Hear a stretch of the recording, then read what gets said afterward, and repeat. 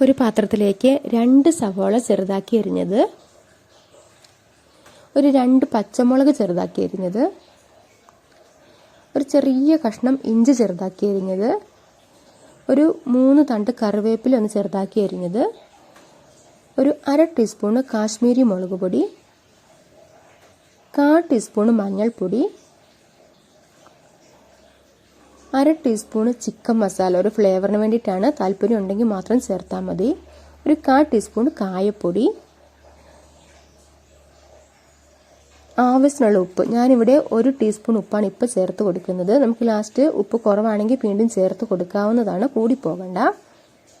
ഇതെല്ലാം കൂടി നന്നായിട്ടൊന്ന് ഇളക്കി മിക്സ് ചെയ്തിട്ടെടുക്കാം. ജസ്റ്റ് ഒന്നങ്ങ് തിരുമ്മി ഇങ്ങോട്ട് എടുക്കാം കേട്ടോ കൈ കൊണ്ട്.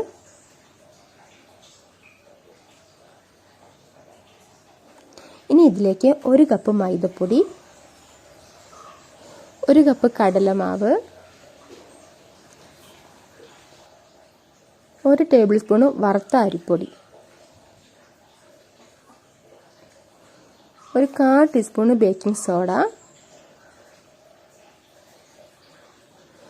1 പിടി മല്ലിച്ചപ്പ് ചെറുതാക്കി അരിഞ്ഞെടുത്തത്. ഇതെല്ലാം കൂടി ചേർത്തിട്ട് ഒന്നുകൂടി നന്നായിട്ടൊന്ന് മിക്സ് ചെയ്തിട്ടെടുക്കാം.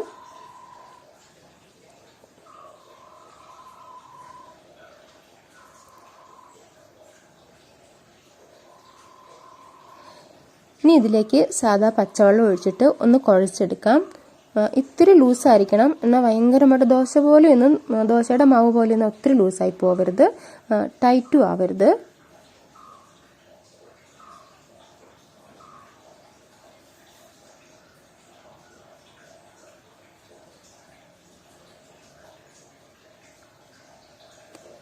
ഈ ഒരു രീതിയിലാണ് വേണ്ടത്. 1 കപ്പിൻ്റെ മുകളിൽ വെള്ളം ഒഴിക്കണം കേട്ടോ.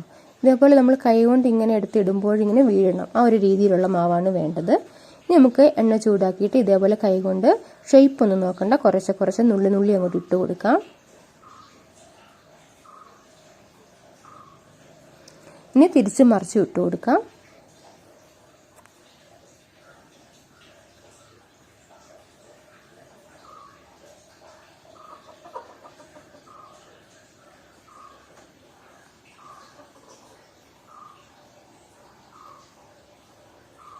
ഈ ഒരു കളറാകുമ്പോൾ നമുക്കിത് എണ്ണയ്ക്കകത്ത് നിന്ന് കോരിയെടുക്കാം കേട്ടോ.